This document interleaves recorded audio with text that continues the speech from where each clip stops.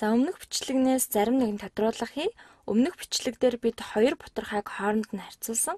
Жишээ нь 7-4 болон 7-3-ыг харьцуулсан байгаа. Тэгээд бид 7-4 нь бутархай хэмжээгээрээ 7-3-аас их гэдгийг харсан. За энэ бүхэл дүрс маань том байвал яах вэ гэж гайхаж болох юм. Энэ том дүрсний 7-3-ыг авбал яах вэ? За 7-3 бол яг ингэж харагдана тийм ээ. За энэ бол 7-3. Энэ будсан хэсэг нь уртаараа энд байгаа. 7-4 шиг харагдаж байна. За энэ хичнээн хэсэг байгааг нь түр мартъя л да. За хариулт нь бол тийм гэж гарна. Том жижиг нь хамаатай бутархаануудаа харьцуулж байх үед эдгээрийг ижилхэн бүхэл хэсгийг хуваасан хэсгүүд хэмээн бодох ёстой.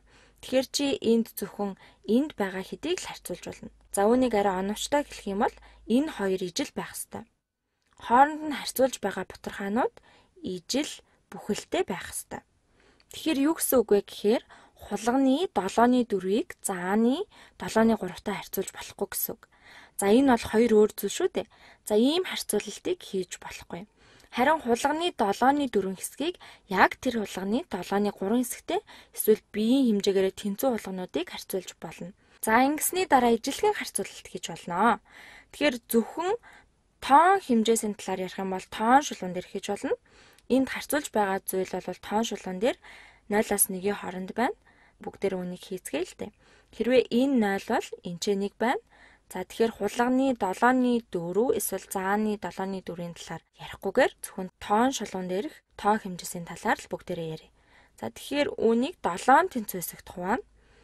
За тэгэхээр 7-ны 1, 2, 3, 4, 5, 6. За энд байгаа нь 7-ны 7 буюу 1 бүхэл. Энэ бол 7-ны 7 буюу 1 гэсэн.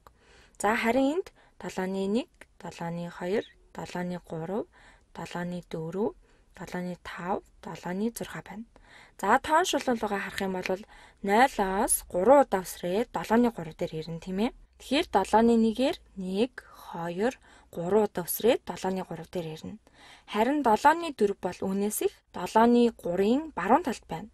1, 2, 3, 4 өсрээд 7-ны 1 хэмжээтэйгээр 4 удаа өсрээд энэ ч ирнэ. За ижил бүхэлдээ бутархаануудыг харьцуулж байгаа шиг үүнийг бас харьцуулж болно. Бүхэл маань тоон шулуун дээр 0-аас 1-ийн хооронд байх энэ хэсэг гэсэн үг. За өмнөх бичлэг дээр ижил хэмжээтэй бүхлийг шараар ботсон байсан. Бид энэ шар дүрсний 7-4-ийг энд байгаа арай том цэнхэр дүрсний 7-3-тай харьцуулж болохгүй юм байна.